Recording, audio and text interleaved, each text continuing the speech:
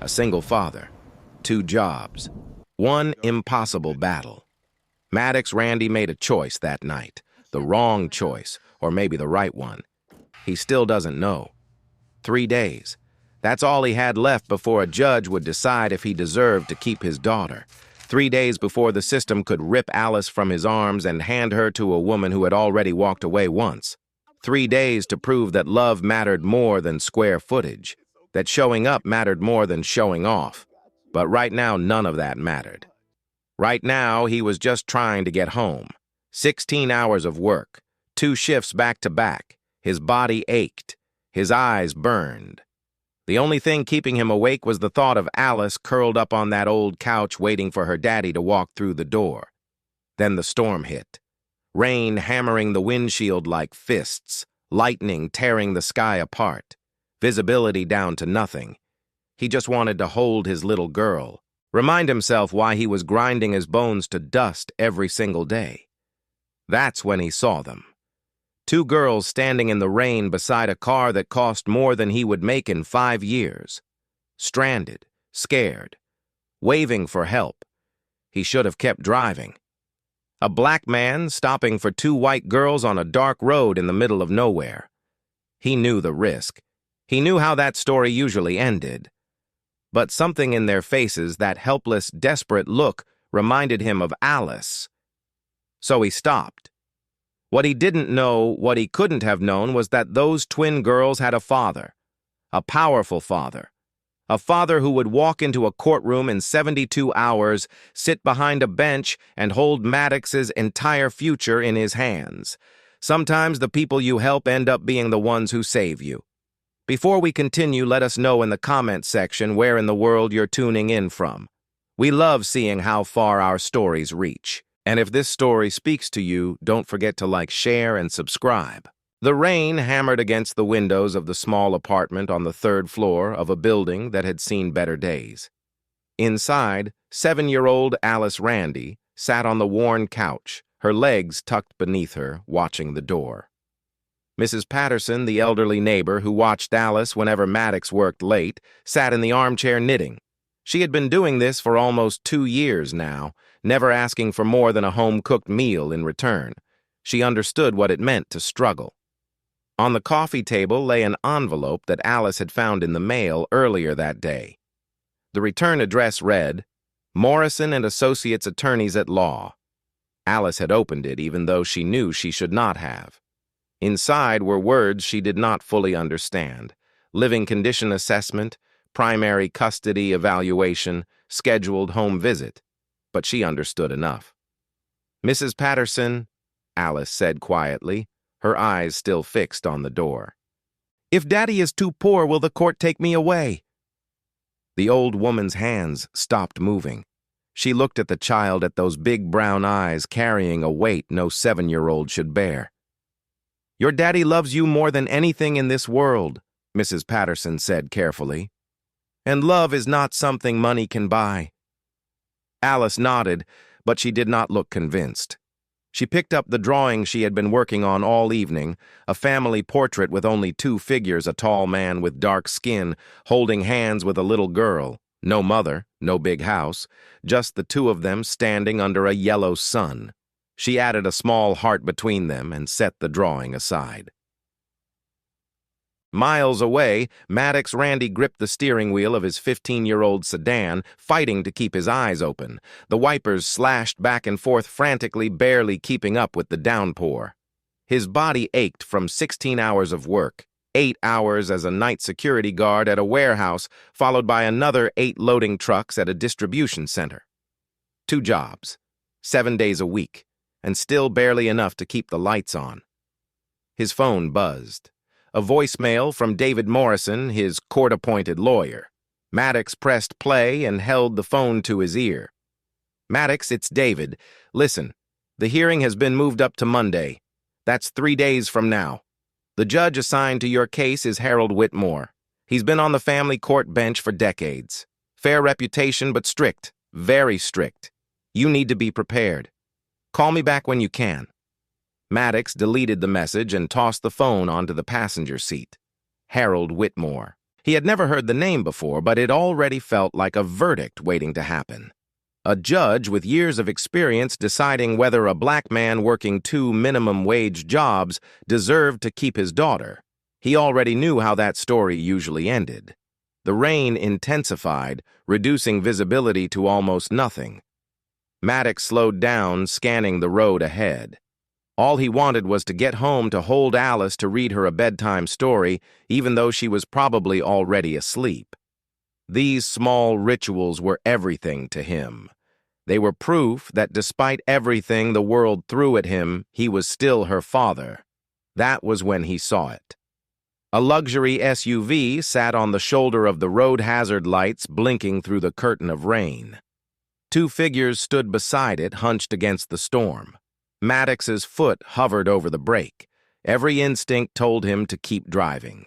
A black man stopping on a dark road to help 2 young women he did not know. He could already imagine the headlines. He could picture the flashing police lights, the suspicious questions, the assumption of guilt that came with the color of his skin. But then another image pushed through Alice, stranded somewhere in a storm like this, waiting for someone, anyone, to stop. He pulled over. The 2 girls looked up as his headlights washed over them. They were twins, maybe 18 or 19, with matching auburn hair plastered to their faces by the rain. One of them stepped back, immediately suspicion hardening her features. The other remained still uncertain. Maddox rolled down his window. "You okay, car trouble?" The suspicious one. Sophie, though he did not know her name, yet crossed her arms. "We already called for help." In this storm, Maddox glanced at the sky, then back at them. "Tow trucks are probably backed up for hours. Let me give you a ride home." "We don't know you," Sophie shot back. Her sister Rose touched her arm gently. "Sophie, we've been standing here for 40 minutes. We're soaked." "So we wait longer." Maddox understood their hesitation. He would have taught Alice the same caution. But he also knew the temperature was dropping and the storm showed no signs of letting up.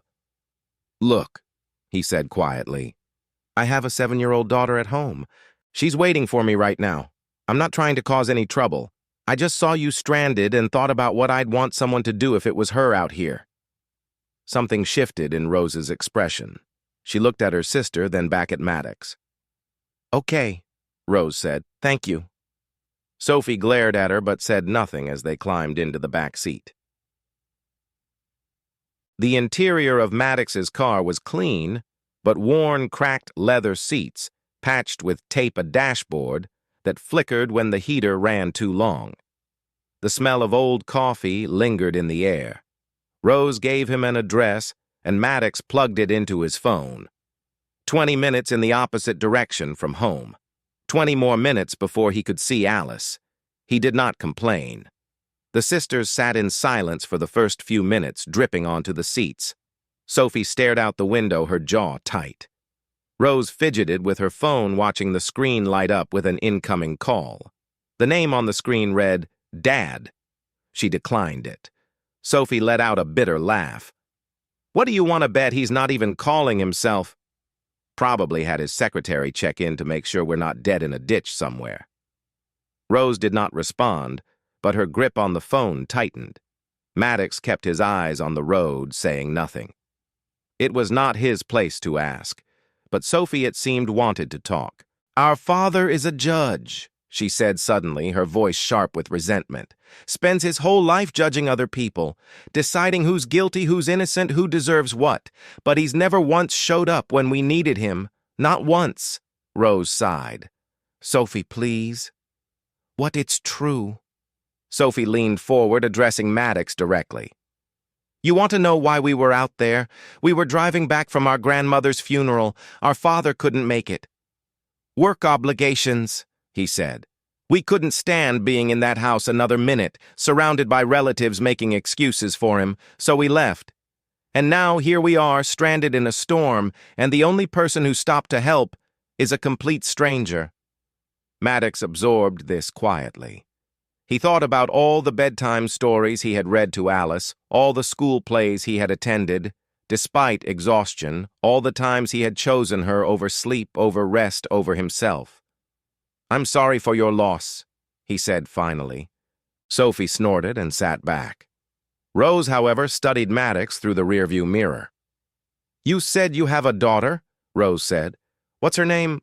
"Alice. She's 7. "She's lucky," Rose said softly, "to have a father who stops for strangers in the rain." Maddox did not know how to respond to that, so he simply kept driving. 20 minutes later, he pulled up to an address that made his breath catch. The Whitmore residence was not a house, it was an estate. Iron gates, manicured hedges, a driveway that curved toward a mansion glowing with warm light. The contrast to his own cramped apartment was almost painful. Rose opened the door, then hesitated. "Thank you. Really?" Sophie was already out of the car, stalking toward the gate without a backward glance, but Rose lingered. "You didn't have to stop," she said. "Most people wouldn't have." Maddox shrugged. "Didn't feel right to drive past." Rose smiled faintly. "You know our father has never picked us up from anywhere. Not school, not practice, not anything. He always sent someone else." She glanced at the mansion behind her. All this money, all this success, and he's never once just showed up. She turned back to Maddox. "What's your name?" "Maddox. Maddox Randy." Rose nodded as if filing the name away somewhere important. "I hope your daughter knows how lucky she is, Maddox Randy." Then she was gone, disappearing through the iron gates into a world of wealth and absence. Maddox sat there for a moment watching the gates close behind her. He thought about the judge, their father, a man who had spent years deciding the fates of other people's families while neglecting his own. He wondered briefly what kind of man that was. Then he put the car in drive and headed home to Alice. It was nearly midnight when Maddox finally pulled into the parking lot of his apartment building. The rain had softened to a drizzle, but his clothes were still damp from helping the twins into his car. He climbed the 3 flights of stairs slowly, his legs heavy with exhaustion. When he opened the door, he found Alice asleep on the couch, the drawing still clutched in her small hands. Mrs. Patterson looked up from her knitting and put a finger to her lips. "She tried to wait up for you," the old woman whispered. "Fell asleep about an hour ago." Maddox nodded his thanks and walked over to his daughter. Gently, he lifted her into his arms. She weighed almost nothing, this little girl who meant everything. Her head nestled against his shoulder as he carried her to the tiny bedroom they shared, his bed on one side, her small mattress on the other, separated by a curtain he had hung to give her some privacy. He laid her down and pulled the blanket up to her chin. On the nightstand sat a worn copy of Goodnight Moon, the same book he had read to her since she was a baby. He picked it up and began to read, his voice barely above a whisper. Alice was already asleep, but it did not matter. This was their ritual. This was what fathers did. He was halfway through the book when Alice spoke, her eyes still closed. "Daddy, don't let them take me away." Maddox's voice caught in his throat. He set the book down and took her hand, squeezing gently. "Never," he whispered. "I promise you, baby girl, never." He stayed there until her breathing deepened, until he was sure the nightmare had passed. Then he leaned down, kissed her forehead, and walked to the window. Outside, the city sprawled beneath a gray sky. Somewhere out there, in a mansion behind iron gates, a judge was preparing to decide his fate. A man who had missed his own mother's funeral. A man whose daughters called him a stranger. Maddox wondered if Harold Whitmore had ever read his children a bedtime story. 2 days later, Maddox sat across from David Morrison in a cramped office that smelled of old coffee and desperation. David was young, maybe 28, with an eager face and a suit that did not quite fit. He was the kind of lawyer you got when you could not afford a real one. But he was trying.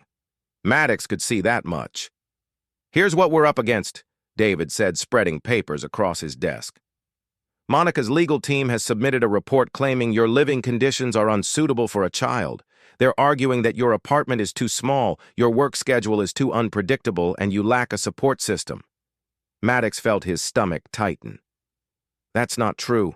I have Mrs. Patterson. She watches Alice whenever I work late, and my apartment might be small, but it's clean, it's safe. David nodded sympathetically. I know. But here's the thing, the evaluation was conducted on a day when you weren't home. The assessor spoke to some of your neighbors, but never directly to Alice. That's unusual. Unusual how? Standard procedure requires at least one interview with the child, David explained. This report doesn't include that, which tells me someone might have cut corners or worse, deliberately timed it to catch you at your most vulnerable. Maddox stared at the papers. He thought about the envelope Alice had found, the one with the lawyer's letterhead. Monica was not just fighting for custody. She was building a case designed to destroy him. Can we challenge it? Maddox asked. We can try, David said carefully. But Monica has resources we don't. Her lawyers are expensive and they know how to play the system. Our best chance is to present you as you really are, a devoted father who has sacrificed everything for his daughter. The judge will see through the numbers if we give him something real to hold on to. Maddox nodded slowly. Something real. That was all he had ever been. Across town, Monica Langston sat in a sunlit living room that could have swallowed Maddox's entire apartment. Her lawyer, a silver-haired man named Richard Hayes, who charged $500 an hour, reviewed documents on his tablet while Monica stared out the window. Judge Whitmore is known for being fair, Richard said without looking up. But he's also thorough. We need to focus on the economic argument. Stability resources, educational opportunities. Let the facts speak for themselves. Monica did not respond immediately. She was thinking about Alice the way the little girl had looked at her with confusion and hurt during their last visit. Alice had asked why Mommy left. Monica had not known how to answer. What if he wins? She heard herself ask. Richard looked up, surprised. Excuse me, Maddox. What if the judge rules in his favor? That's why we're here, Mrs. Langston, to make sure that doesn't happen. Richard returned to his tablet. Your husband's position gives us leverage. The image of a stable two-parent household with financial security, it's compelling. The judge will see that. Before Monica could respond, her phone rang. She glanced at the screen. Marcus, her husband. How's it going? His voice came through smooth and assured. Richard says we're in good shape. We're preparing, Monica said carefully. Good. Listen, I've got dinner with the Hendersons on Saturday. They'll probably ask about your daughter. It would be nice to have some good news by then. Monica felt something cold settle in her chest. Your daughter. Not our daughter, not Alice. Just a talking point for a business dinner. I'll let you know how it goes, she said quietly, and ended the call. She sat there for a long moment, the phone heavy in her hand. Richard was still talking something about precedent and custody statistics, but she was not listening.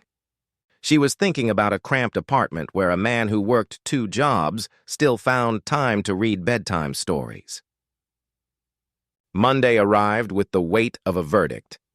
Maddox stood outside the courthouse in his only suit, a charcoal gray number he had bought at a thrift store for $20. The sleeves were slightly too long and the fabric was thin at the elbows, but it was clean and pressed. He had spent an hour that morning making sure every crease was perfect.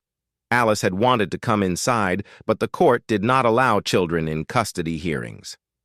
She waited in a small room down the hall with Mrs. Patterson clutching a new drawing she had made that morning. This one showed 3 figures, Maddox, Alice, and a building that looked like a courthouse. Above them she had written in careful letters, "We win." The courtroom was smaller than Maddox had imagined, wood-paneled walls, fluorescent lights, an American flag hanging limply in the corner. Monica sat at the opposite table with Richard Hayes and her husband, Marcus, a tall man with graying temples and an expensive watch.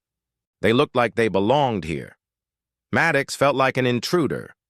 Then the door behind the bench opened, and the judge entered. Maddox's breath stopped. He recognized those eyes immediately, the same shade of gray-green he had seen in the rearview mirror 2 nights ago. The same eyes that had looked at him with suspicion and then slowly with something like gratitude.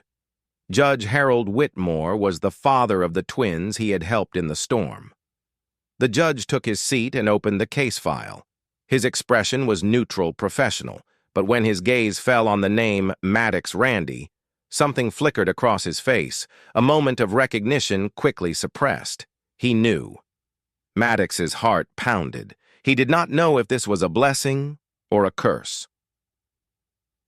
The hearing began with Richard Hayes presenting Monica's case. He spoke eloquently about stability, about resources, about the importance of a proper home environment. He referenced the evaluation report, the one conducted when Maddox was not home, and painted a picture of neglect and inadequacy. "The respondent works 2 jobs," Richard said, his voice dripping with false concern. "While admirable in theory, this leaves the child unsupervised for extended periods. The home assessment clearly indicates living conditions that fall below acceptable standards." David Morrison objected, but Richard continued smoothly. "We are not questioning Mr. Randy's love for his daughter. We are questioning his ability to provide for her needs." Judge Whitmore listened without expression. When Richard finished, he turned to the file and studied the evaluation report for a long moment. "This assessment," he said finally, "was conducted on a date when Mr. Randy was not present in the home. Is that correct?" Richard shifted slightly. "That is correct, Your Honor. The assessor spoke with neighbors and there is no interview with the child herself." The judge interrupted. "The assessor determined it was unnecessary given the observable conditions." Judge Whitmore removed his reading glasses and looked directly at Richard. "I have presided over countless custody cases in my career counselor. In that time, I have never seen a custody evaluation that did not include direct interaction with the child in question. Would you like to explain why this one is different?" The courtroom fell silent. Richard's confident demeanor cracked almost imperceptibly. "Your Honor, the standard procedures were followed to the extent—" "The standard procedures," Judge Whitmore said quietly, "were not followed. That much is clear." For the first time since the hearing began, Maddox felt a flicker of hope. The judge called a 30-minute recess. Maddox stepped into the hallway, his legs unsteady. He found a bench and sat down, his head in his hands. He was still sitting there when he heard footsteps, small, rapid footsteps, and then a pair of arms wrapped around his neck. "Daddy." Alice had escaped from the waiting room. She pressed her face against his chest, her small body trembling. "They said I have to go with Mommy," she whispered, her voice breaking. "But I don't want to. I want to stay with you, Daddy. Please." Maddox pulled her close, fighting to keep his voice steady. "Who told you that, baby?" "I heard them talking. The lady and her husband. They said the judge would make me go." Maddox closed his eyes. He could feel his daughter's heartbeat against his chest, fast and frightened. He thought about all the nights he had worked double shifts, all the meals he had skipped so she could eat, all the times he had chosen her over everything else. "Listen to me, Alice." He pulled back and looked into her eyes. "I am going to fight for you, no matter what anyone says. You are my daughter, and nothing in this world is going to change that. Do you understand?" Alice nodded, tears streaming down her cheeks. Behind them, Judge Whitmore walked past on his way back to the courtroom. He saw the man holding his daughter, the child clinging to him, as if he were the only solid thing in a collapsing world. The judge's expression remained unreadable, but something in his eyes shifted. Then he continued walking and disappeared through the courtroom doors. 15 minutes later, a bailiff approached Maddox. "Mr. Randy, Judge Whitmore would like to see you in his chambers." Maddox's stomach dropped. Private meetings with judges rarely meant good news for men like him. He kissed Alice on the forehead, handed her back to Mrs. Patterson, and followed the bailiff down a long corridor. The judge's chambers were surprisingly modest bookshelves lined with legal texts, a wooden desk covered in files, and a single window overlooking the city. On the desk sat a framed photograph of a woman and two young girls with auburn hair. Judge Whitmore stood by the window, his back to Maddox. "Close the door, Mr. Randy." Maddox obeyed. His hands were trembling. For a long moment, neither of them spoke. Then the judge turned around. "Do you know who I am?" Maddox nodded slowly. "You're the father of the two girls I helped the other night. In the storm." Whitmore studied him with an intensity that made Maddox want to look away. But he held the judge's gaze. "Why did you stop?" the judge asked. "You knew the risks. A black man alone pulling over for two white girls on a dark road. You could have faced serious consequences." Maddox thought for a moment before answering. "I thought about my daughter. If Alice were ever stranded like that, I would want someone to stop for her. Not because of who she is or what she looks like, but because she needed help." The judge was silent. "Your daughters," Maddox continued carefully, "they talked about you. They said you've never picked them up from anywhere, that you missed your mother's funeral for work." Whitmore's jaw tightened, but he did not interrupt. "I don't know what kind of judge you are," Maddox said, "but I know what it means to be a father. It means showing up even when you're exhausted, even when you have nothing left. It means reading bedtime stories to a kid who's already asleep because that's what she expects from you. That's what love looks like." The words hung in the air between them. Finally, the judge spoke. "My daughters told me you listened to them, really listened. They said you didn't judge, didn't pry. You just let them talk." He looked at the photograph on his desk. "I've spent my career judging other people, deciding who was right and who was wrong, but I never learned how to listen to my own children." Maddox did not know what to say, so he remained silent. Whitmore turned back to the window. "I could recuse myself from this case. It would be the safe thing to do, no conflict of interest, no questions about my impartiality." He was quiet for a moment. "But I've spent my whole career playing it safe. And look where that got me. Two daughters who see me as a stranger." He faced Maddox again. "I'm not going to recuse myself, Mr. Randy. I'm going to hear this case, and I'm going to make sure for once in my life that I get it right." When Maddox returned to the courtroom, something had changed. The air felt different, charged with an electricity that had not been there before. Monica kept glancing at her lawyer, and Richard Hayes had lost some of his polished confidence. Judge Whitmore took his seat and addressed the court. "Before we proceed, I have ordered an independent review of the home evaluation submitted by the petitioner's counsel." He looked directly at Richard. "The results are troubling." Richard rose to his feet. "Your Honor, if I may?" "You may not." The judge's voice was calm but carried an authority that silenced the room. "The evaluation was conducted by a private assessor hired directly by your firm, not by a court-appointed agency. Furthermore, the timing of the visit during Mr. Randy's work hours without prior notice raises serious questions about the integrity of this report."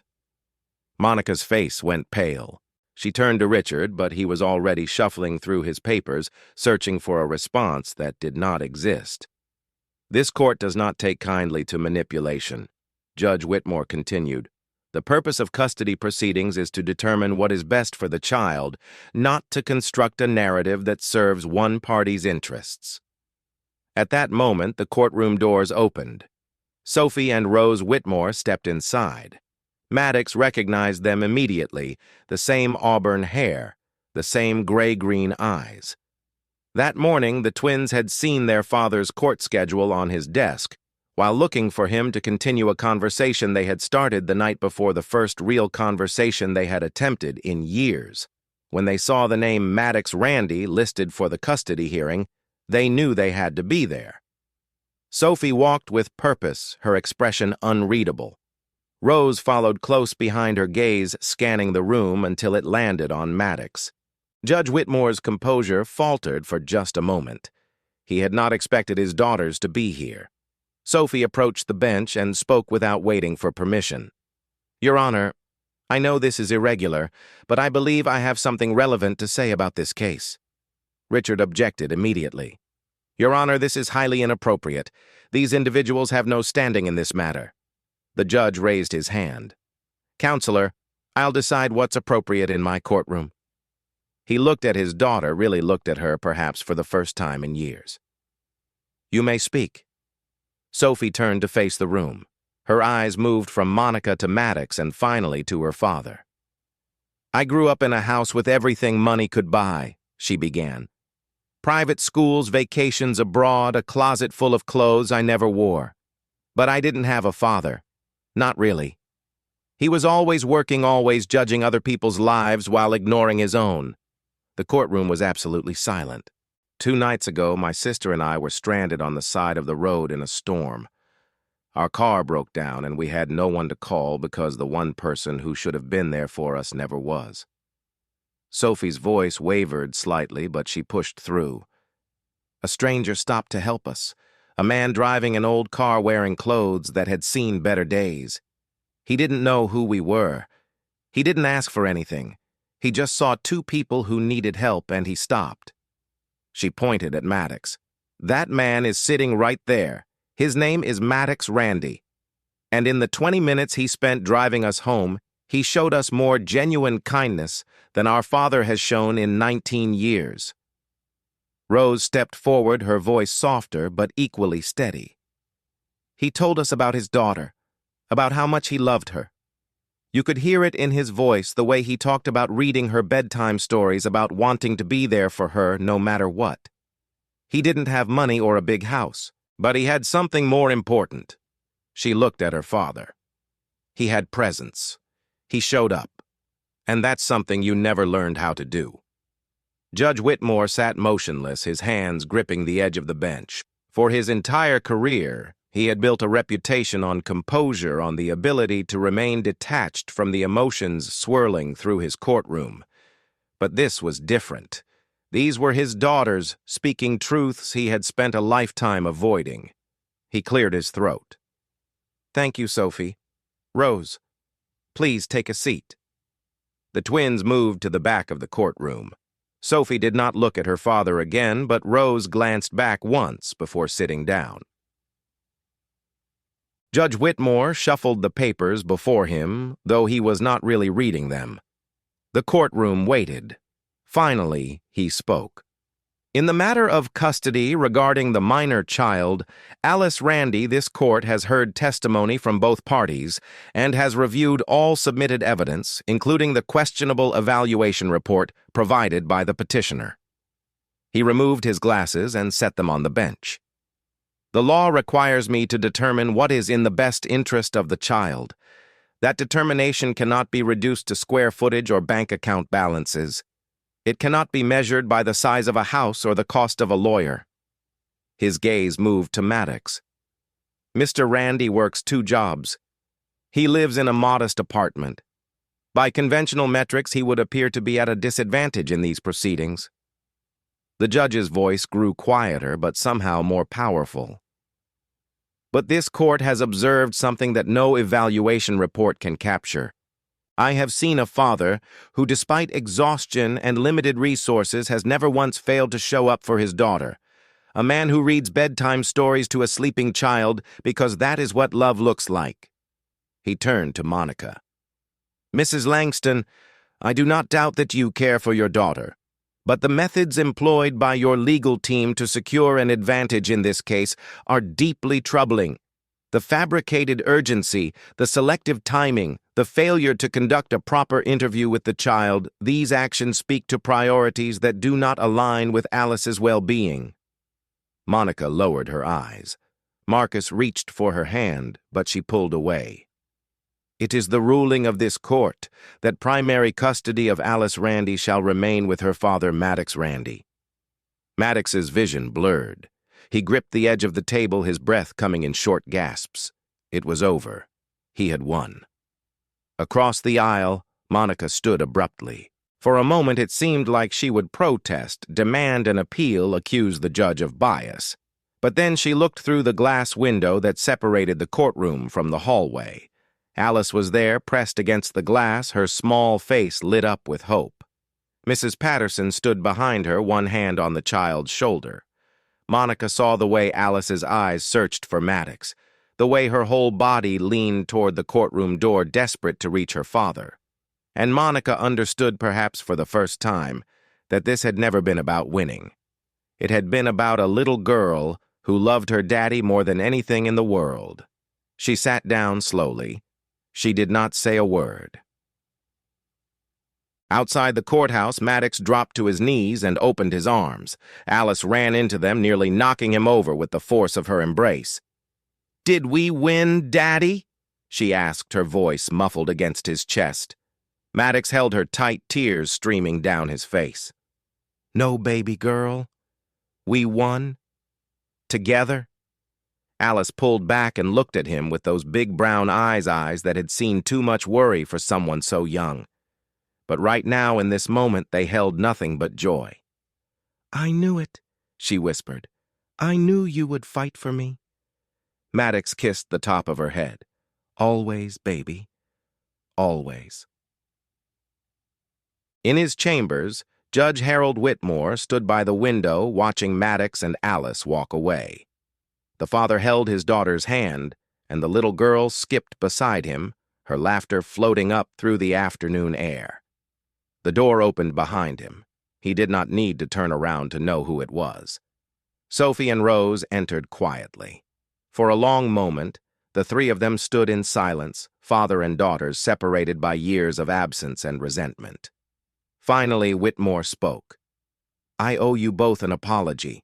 I have spent my entire career judging other people, deciding who was right and who was wrong, who deserved mercy and who deserved punishment. But I never turned that lens on myself. I never saw how badly I was failing the two people who mattered most." Sophie said nothing. Her arms were crossed, her expression guarded. But she did not leave. Rose took a step forward. "Why didn't you come to Grandma's funeral?" The question hung in the air like an accusation. "I told myself it was work," Whitmore said quietly. "An important case that couldn't wait. But the truth is, I was afraid. I didn't know how to face it, her death, your grief, my own failures. It was easier to hide behind the bench than to be present in the places that mattered." He turned to face them. His eyes, the same gray-green as theirs, were filled with a sorrow that decades of stoicism could no longer hide. "I don't expect you to forgive me, but I want you to know that I see it now. What I missed. What I can never get back." His voice broke slightly. "And I'm sorry. I'm so sorry." Sophie's jaw tightened. She looked away, blinking rapidly. But Rose moved toward him. Slowly, tentatively, she reached out and took his hand. It was not forgiveness. Not yet. But it was a beginning. That evening, Maddox sat on the edge of Alice's bed, the worn copy of Goodnight Moon open in his hands. Alice was already asleep, her breathing slow and peaceful. But he read anyway, just as he always did, just as he always would. When he finished, he closed the book and looked at the drawing on the nightstand, the one Alice had made that morning. Two figures, a father and a daughter, standing beneath a yellow sun. Between them, a small heart. Maddox picked up the drawing and walked to the wall. He found a small nail that had been there since they moved in and hung the picture, carefully making sure it was straight. The apartment was still small. The neighborhood was still rough. Tomorrow he would wake up before dawn and head to his first job just like always. But tonight, none of that mattered. He had his daughter. He had her love. And he had proven to the court, to the world, to himself, that being a good father had nothing to do with money or status or the size of your house. It was about showing up every single day, no matter what. Maddox turned off the light and stood in the doorway for a moment, watching his daughter sleep. Then he smiled, closed the door, and went to rest. Because tomorrow They would begin again, together.